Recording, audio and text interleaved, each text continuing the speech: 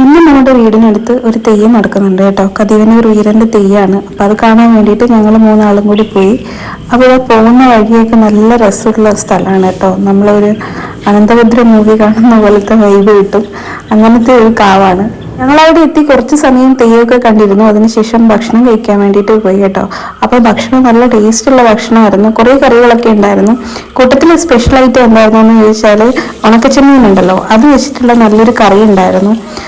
ഇപ്പൊ ഇവിടെ നടക്കുന്നത് മണ്ണപ്പന്റെ കല്യാണമാണ്. അപ്പോ കതിവന്നൂർ വീരനായിട്ട് മാറിയത് ഈ മണ്ഡപനാണ്.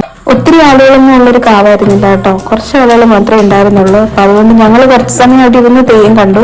അതിനുശേഷം ഞങ്ങൾ വേഗം തിരിച്ചു പോരുന്നു. കാരണം ഞാനിന്ന് വീട്ടിലേക്ക് പോകുന്നുണ്ട്. അപ്പൊ നാളെ രാവിലെ ഞാൻ അവിടെ നാട്ടിലെത്തും, എന്റെ വീട്ടിലെത്തും. മമ്മപ്പന്റെ കല്യാണത്തിന്റെ ഭക്ഷണം ഉണ്ടായിരുന്നു കേട്ടോ. അവലും ഈ പഴമൊക്കെ ഉണ്ടായിരുന്നു. മാനൂട്ടം പോയി കഴിഞ്ഞിട്ട് ഇന്ന് വാങ്ങിച്ചു. അപ്പൊ അതൊക്കെ കഴിച്ചിട്ട് ഞങ്ങൾ വേഗം അവിടെ നിന്ന് പോരുന്നു.